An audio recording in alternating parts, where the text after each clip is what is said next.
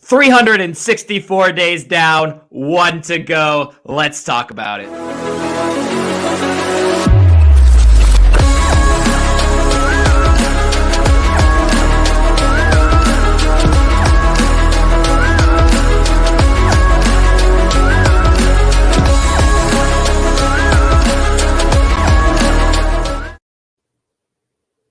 All right, welcome back to the WebCast, All Sports One Web. It is 1 day away. The game, undefeated Michigan travels to Columbus to take on undefeated Ohio State in the Big Ten finale. The winner will go on to play the Big Ten championship game with the playoff all in their hands. The loser may find themselves out of the college football playoff, depending on maybe some other games. And we will get to all of that in our other college football video here, previewing the last week of the season. But today's video, Doug, is all about the game.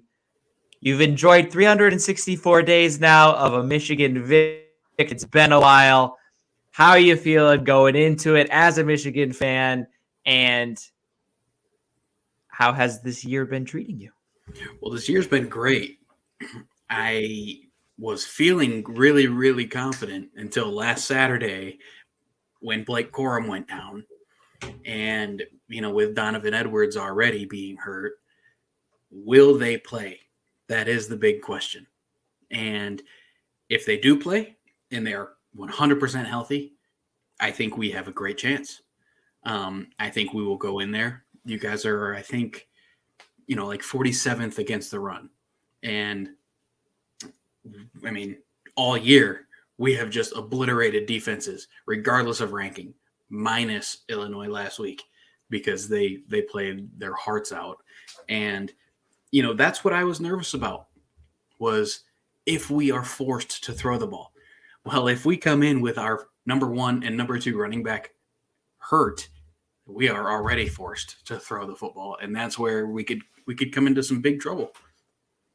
Yeah, we'll get more into it, what we think of the keys to the game and stuff like that. But Ohio State, as you mentioned, allowing over 100 yards on the ground per game. And they haven't seen anyone like Blake Corum or even Edwards. If both of them are limited, that's a huge plus. If they're both good to go, then it'll be a complete new challenge for the Ohio State defense. We saw what they did to Penn State, running 400 yards combined between the two of them against a team that only allowed under 80 yards per game up to that point, and have been really stout since that game as well. So I'm sure their average stayed around there. So it's going to be a problem, especially when you look back to last year's game. And so let's talk about last year's game. It was 14-13 at halftime up in Ann Arbor. Because of COVID canceling the year before, all the talent that both teams have had, there was very few players on both sides that had actually played in the game going into that game in Ann Arbor. The snow was a big factor. The wind was a big factor. So, and Michigan ran the football. You just kept running it down Ohio State's throat, but it was still 14-13 at halftime. So the reason why I bring all of that up is we're going to see a little bit of rain, maybe a good amount of wind. We got another year of experience between both teams. Do you think the key to success for Michigan is still to run the football? Regardless, like no matter who is in the backfield, you got to run the football. If we can't run the football, we cannot win. Period. We saw it last week when we got shut down in the run. We continue to try because we have, arguably the best running back in the nation, stats-wise anyway. He's third right now in the Heisman. If we can't run, we cannot rely on J.J. McCarthy and our receiving core. And I mention our receiving core because there's a lot of drop passes. It's not all on McCarthy. McCarthy does make mistakes. He does make overthrows. But when there's balls that are, good balls thrown up, perfect spot, and they get dropped, we don't have the talent on the outside that Ohio State does. We have it in the offensive line and in the backfield. That's where all our talent is, and on defense. We just, last week we didn't have Schoonmaker, our big tight end. That was huge because a lot of those balls that were getting thrown deep would have been dumped off to him for the 10-yard gain that we, We run, throw to the tight end. That's what we do. We're built for that. That's what Jim Harbaugh did at Stanford. That's what he did at San Francisco. That's why Alex Smith was so great with him. It just, if we don't run the football, we are going to be in trouble. So we need Blake Corum to be healthy. And even if he's not healthy, we need him to be able to go, period. Even if he's at 75%, he's our best option because he is that good. Yeah, the recipe for success last year was run the football. You've experienced, that's how you beat Ohio State. You've proven it last year. Oregon proved it even last year, the beginning of last year. We have trouble stopping the run. We've over 100 yards per game against Ohio State. So my question, though, to you is, even against Penn State this year, right? It was 17-16 going into the third quarter. It was 14-13 in this exact game last year against Ohio State. And in the second half, you're able to break it open. So sticking with the run game throughout the entire game was the key last year. You say it's the key going into this. You have to run the football. If you don't have success early on in the game, and because Blake Corum doesn't go, for example, would you want to see Jim Harbaugh keep running it with the hope that the second half it'll break open like it did against Penn State, like it did against Ohio State last year? Or are you going to force him to, in the second half, rely on J.J. McCarthy? No, the reason that it started breaking open in all these games in the second half is because we continued to run the football in the first half. I mean, I played offensive line. I loved running the football because it's just all out go, and you just put it to the linebackers and the D linemen.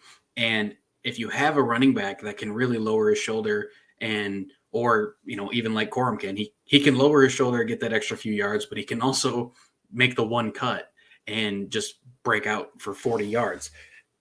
That really breaks down a defense after, 30 minutes of that. They get tired. And they don't want to keep getting hit by these 6'7" linemen, 320 pounds. I mean, it's not fun for them to have to keep doing that. Their legs will get tired. And that is why we have so much success in the second half, is because we set it up. We set the foundation in the first half. So if it is not successful in the first half, we have to change the plan, because it's going to be unsuccessful in the second half too. I mean, we may get a couple good runs here and there, and we still need to mix it in because that's our identity, but we kind of need, new game plan. JJ, show us why you're our starter, and you got to go out and make it happen. And he's going to be our X factor, because he hasn't been forced to run as much as, he probably wants to, but he needs to be let loose this game.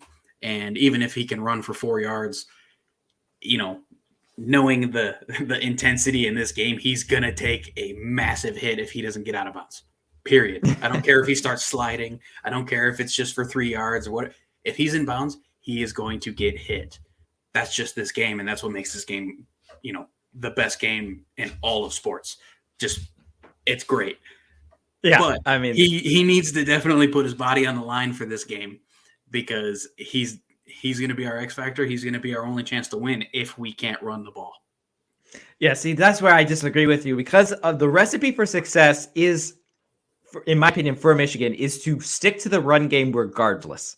And the only time that I could see that would be a problem is if Ohio State jump out to a lead. Well, so we'll get to Ohio State later, because you know for a fact that your strength, like you mentioned, I think, is the offensive line. So no matter who's in the backfield, you let that offensive line go to work for, by the end of that third quarter, they're going to be dominating. That whole fourth quarter, it's going to be whatever Michigan wants, because that offensive line will have done so much damage to Ohio State's defense that I don't care who's back there. I think that they will be able to run the football effectively, getting yards, make long drives down the field and score. So the only way, no matter who's in the backfield, and if Corum is back there, then that's a huge problem for the Buckeyes. If Corum's back there, we run the ball for 4 quarters. I don't care what the score is. Yeah. Yeah, I would agree with that because you know that you're going to keep the ball away from that offense. You know you're going to put together a long drive, and you know you're going to come away with some points, If we're down by preferably 14 in the touchdowns. fourth But quarter, we run the ball with Corum. It doesn't yeah, matter. regardless. Yeah, That's what happens. Yeah, and I think you should take the same approach. And I for Michigan's sake, I hope Jim Harbaugh takes the same approach, no matter who is going to be healthy. I personally think Corum is going to be fine. He said he'll be back. You know, they've been playing it really coy this week for rightful reasons. Is he in? Is he not? Who do we prepare for? Who do we not? So we probably won't know until kickoff if he is. But I think he will be, and I think that's a big plus for Michigan. But if he isn't, I still think Michigan's best chance of winning is to stick to the running game, even if it's not working in the first half, because of that offensive line will make it work in the second half if you do it in the first half. And all of that being said, is if Ohio State offense can't put up a lead going into halftime. That to me is the difference. Yeah. So let's turn to that. I agree with you if it's 14-7 or 14-3, but I'm not so sure that it wouldn't be a few 3 and outs if we can't run the ball effectively. We'll have too many 3 and outs, and we'll just give them too many chances. Yeah, I mean, obviously you don't want to be giving the ball away to that high-powered offense, but we've seen in the last couple of weeks against, Northwestern game I'll take out because it was a tornado and no one could do really anything. So I'll take that game out. But you look at the game against Maryland last week, you look at the games against even Iowa, Penn State, the offense started slow. And the reason why is because we couldn't run the football. We wanted to stick to running the football. We couldn't do it. Passing game required 3rd and long, 3rd and 10, 3rd and 11. It's just hard to continue a drive completing that, even with the offensive power that Ohio State has. So my question to you is, seeing how good Michigan's defense has been the entire year, what is the recipe for success for Ohio State's offense against the Wolverines? Quick passes. Don't let our D-line get to the quarterback. I mean, that's it. They have 3 first-round draft picks at wide receiver. I wholeheartedly believe that. And Smith and Jigba hasn't played for like 7 weeks, so we know he's healthy and ready to go. And, I know they kind of sprinkled him in last week or the week before, but obviously it was very clear they were saving him for tomorrow's game and for the playoffs. Period. That's what they were doing. Hey, Marvin Harrison, do your thing, and we'll just keep our Smith and Jigba, our X factor on the bench until we need them. I think, we have really good corners. We have a really solid defense, period. But you guys just have so many weapons. It's hard to guard 3 good receivers. And I mean, that's what's going on with the Buccaneers. Once their 3 receivers get healthy, how do you guard three studs? It's really difficult. Yeah, I agree, especially if you can get the running game going. We saw Hayden come in with injuries to Mayan Williams and Trevion Henderson last week against Maryland. Hayden came in averaging 5.4 yards per carry, over 100 yards, a couple touchdowns for him, true freshman coming in. So we'll see, like you said, there's been some injuries for Ohio State all year. Jackson Smith and Jigba hasn't been healthy majority of the year. Trevion Henderson and Mayan Williams have both been doing, like this in and out, one healthy, one not healthy. Last week, both were a scratch after Trevion Henderson pulled up after his first run against Maryland. So we'll see who, both teams in the backfield are having injury issues. We'll see who actually makes the field, and that definitely could play a big role in it. So let's just dive in here, 14 minutes into this one. Let's get more of a prediction going here. So give me from you, who do you have winning, why they will win, and give me one thing that the opponent can do to like stifle that or prevent that. Yeah. Okay. If everybody is healthy, both teams, if everybody's healthy, I do think that Michigan can pull this off. If we have Blake Corum, Donovan Edwards, healthy, ready to go, 100%, no issues, we're going to give Corum the ball 35 times, as we should. He's our Derrick Henry. I mean, that's how we win games. Now, I do think that we can do that. Obviously, Ohio State, they're a great team. The problem with both of these teams is they're both second half teams. They both are going to start slow. We're going to just run the ball, and we're going to start slow, and then the second half, we're both going to explode. And it sucks because I don't know who's going to explode more. But, I mean, bias, I have to say Michigan if everybody's healthy, but I honestly do wholeheartedly believe that we can. The way Ohio State beats Michigan, you have to put 8 men in the box and force us to throw, period. Force us to throw, and not over the middle to Schoonmaker. We have to throw it deep. Make our receivers beat you, and basically you cannot come out slow in the first half. You need to force us to throw. Now, whether that is by scoring fast, and scoring is, just trying to score as much as you can, which obviously is not an easy task against our defense, but you either stop the run or you score a lot. That's the only way to beat us. And nobody's done it yet. Illinois did really well, but that was because, Corum got hurt. Obviously, we couldn't run the ball. Illinois already has a good defense. Yeah, but, Illinois has a good run defense, and Ohio State does not have a good run defense this year. So that is how you beat us, and I just don't know that you can do it. Yep. So agree with all of those points, but I am going to tell you why Ohio State is actually going to win this game.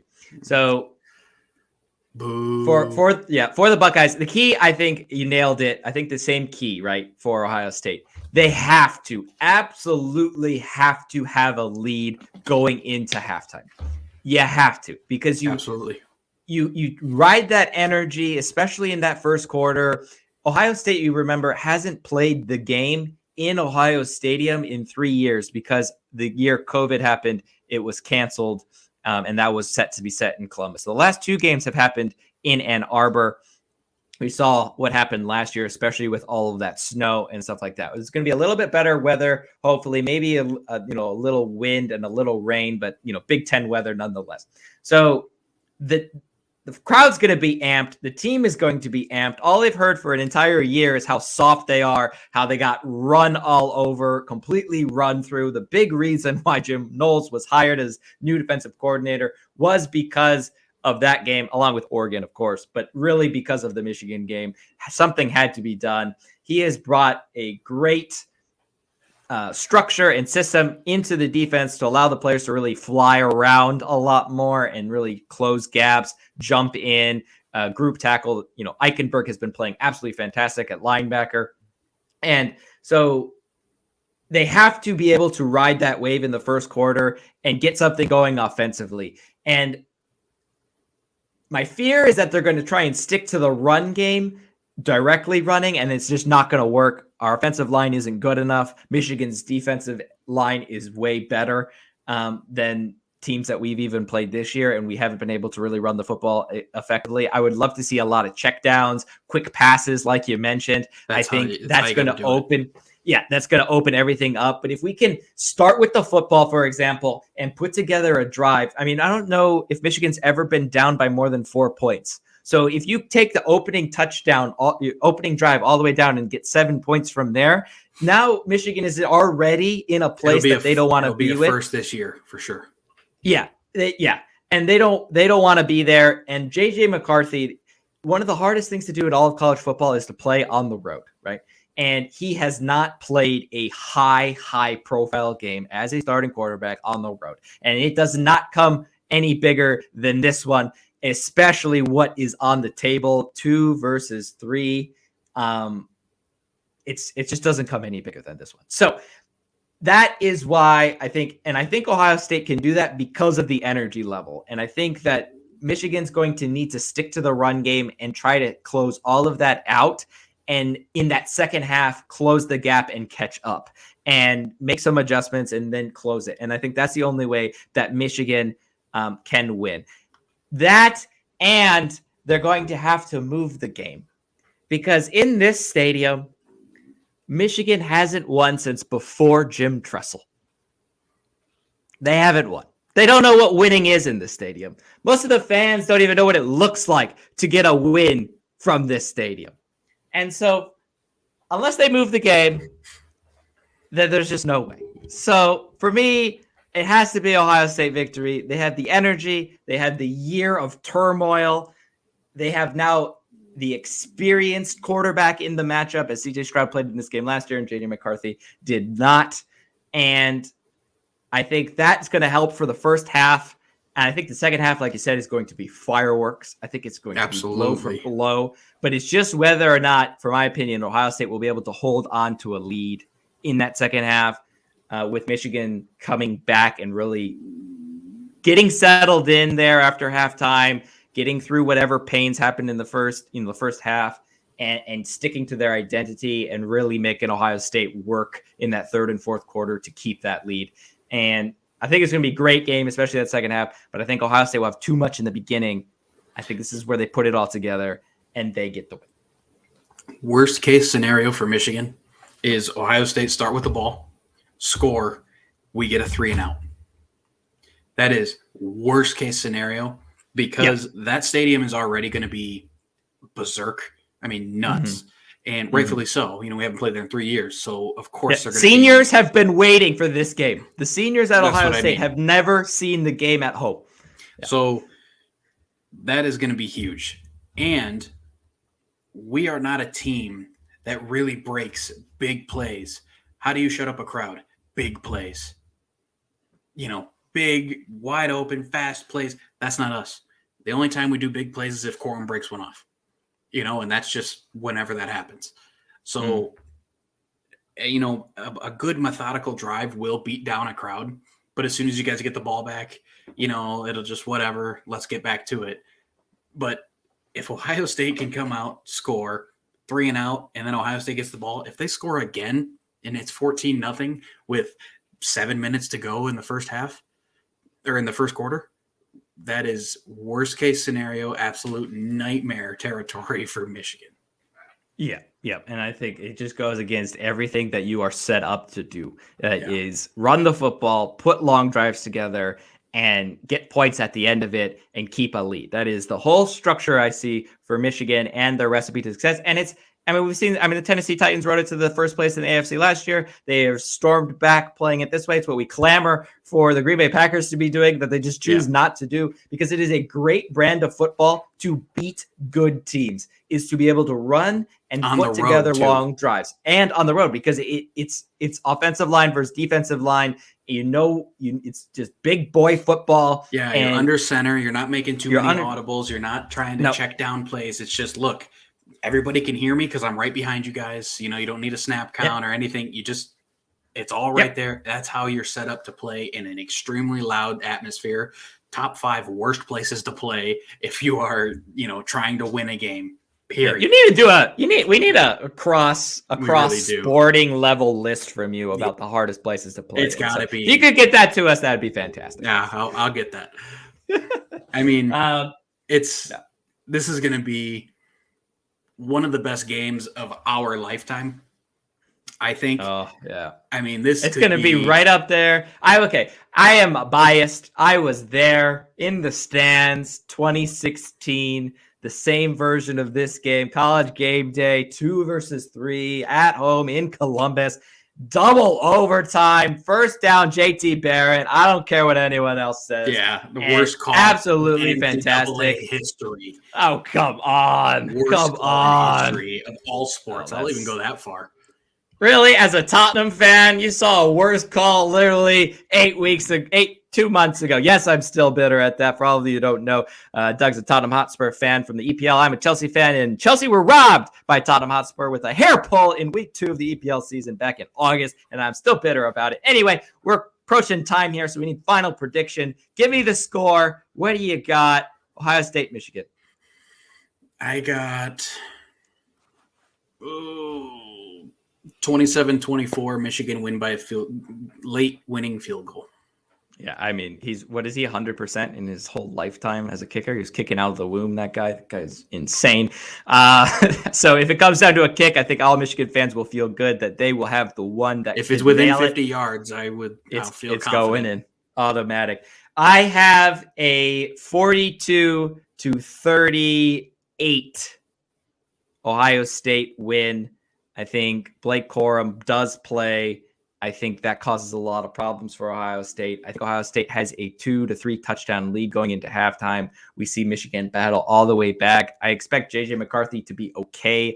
I don't really expect anything from him. I'm focusing mainly on Blake Corum, and they will come back, push it late. I think a late Stover touchdown gives Ohio State that comfortable maybe 42-32 at that time with a little bit time left. Michigan try to get back into it, but it's a little too late for them. And Ohio State off to the Big Ten championship game with the chance at a national championship still alive. That's our preview. Doug and I here at the WebCast. Enjoy the game tomorrow. It will be fantastic, and we will see you